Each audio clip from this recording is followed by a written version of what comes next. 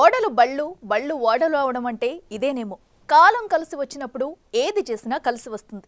కానీ scene reverse అయితే అదే కాలం ఎంతటి వారినైనా అధోగతి పాలు చేస్తుంది.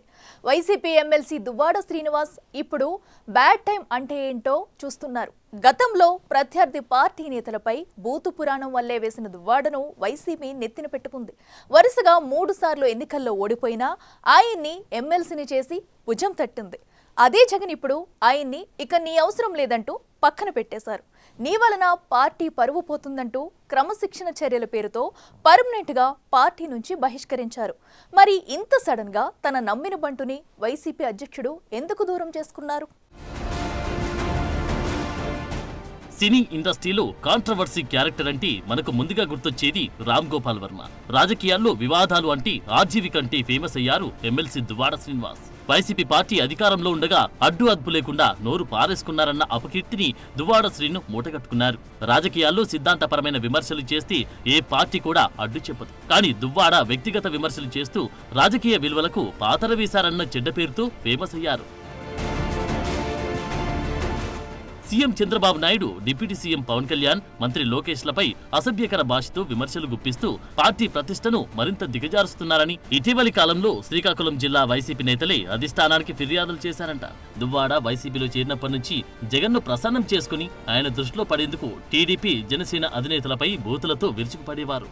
అది నచ్చి వైసీపీ స్థాపించాక ఒక్కసారి కూడా ప్రత్యక్ష ఎన్నికల్లో గెలవలేకపోయిన దువ్వాడకు జగన్ ఆగమేఘాల మీద ఎమ్మెల్సీగా అవకాశం ఇచ్చారు.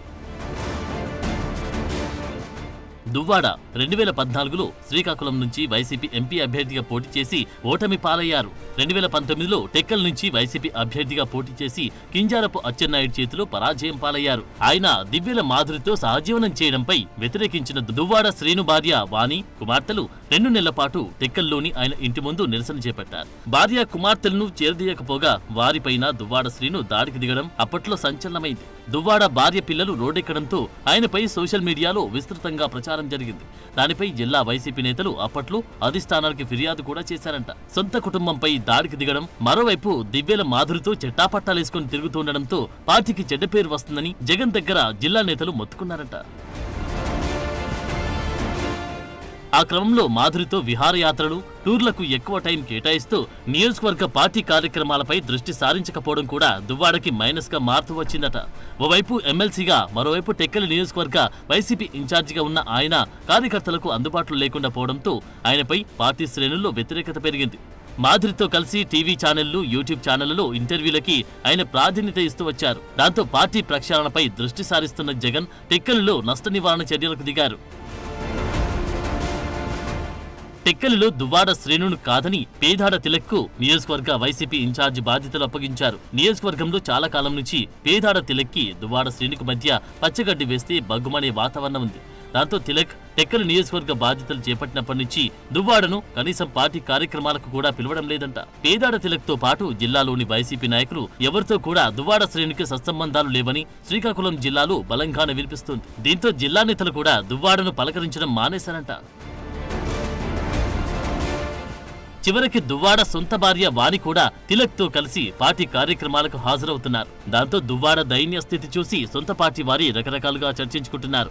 ఈ మధ్య కాలంలో హైదరాబాద్ లో మాధురితో కలిసి ఆయన వస్త్రాల వ్యాపారం కూడా ప్రారంభించారు. దాంతో అధిక సమయం హైదరాబాద్ లోనే గడపడం కూడా దువ్వాడ శ్రీనుని టెక్కలి వైసీపీలో ఒంటరిని చేసిందంటున్నారు.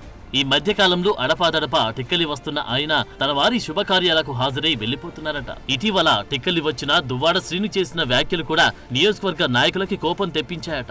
స్థానిక నాయకులు ఎవరేం చేసుకున్నా తనకేం భయం లేదని, తనకు జగనన్న ఆశీస్సులున్నాయని బహిరంగంగా ధీమా వ్యక్తం చేశారంట. దాంతో దువ్వాడ శ్రీను కావాలో తాము కావాలో తేల్చుకోవాలని టెక్కలి క్యాడర్ అధిష్టానానికి అల్టిమేటం ఇచ్చిందట.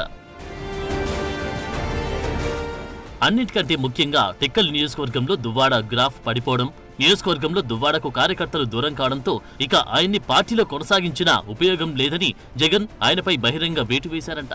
దువ్వాడను ఎక్కువ కాలం పార్టీలో ఉంచడం వలన మిగిలిన నాయకులు కూడా పార్టీకి దూరం అవుతారని భావించి చెక్ పెట్టి ఉండవచ్చని అంచనా వేస్తున్నారు. నిజంగా జగన్మోహన్ రెడ్డి దువ్వాడ శ్రీనివాస్ ని పార్టీ నుండి పంపివేయాలని అనుకుంటే చంద్రబాబు నాయుడు, పవన్ కళ్యాణ్లపై అనుచిత వ్యాఖ్యలు చేసినప్పుడే ఆ పని చేయవచ్చు. దువ్వాడ ఫ్యామిలీ డ్రామా సోషల్ మీడియాలో ట్రోల్ అయినప్పుడు చర్యలు తీసుకోవచ్చు. అయితే ఎన్నికల సమయంలో దువ్వాడ శ్రీను అవసరం ఉంది కాబట్టి పార్టీ కోసం దువ్వాడను వాడుకునేందుకు అప్పట్లో జగన్ ఆయన్ని వెలికేసుకొచ్చారని రాజకీయ విశ్లేషకులు భావించారు. ప్రస్తుతం దువ్వాడ శ్రీను సీన్ నియోజకవర్గంలో పూర్తిగా కాలిపోవడంతో ఇక ఆయనతో పనేం లేదని పూర్తిగా పక్కన పెట్టేశారంటున్నారు. మొత్తం మీద దువ్వాడపై వరుస కేసులు నమోదవుతూ ఉండడం, ఆయన వ్యక్తిగత జీవితం నవ్వులపాలు అవడం, ఇక ఇప్పుడు పార్టీ నుండి బహిష్కరణ పెడుతూ ఆయన రాజకీయ జీవితం ముగిసినట్లేనన్న వాదన జిల్లాలో జోరుగా వినిపిస్తుంది. ఏదైతేనేం 2027 మార్చి వరకు దువ్వాడ శ్రీనివాస్కు ఎమ్మెల్సీగా పదవీకాలం ఉంది. మరి అది ముగిసేసరికి ఆయన రాజకీయంగా మరో ఉపాధి ఎదుర్కొంటారు లేదో చూడాలి.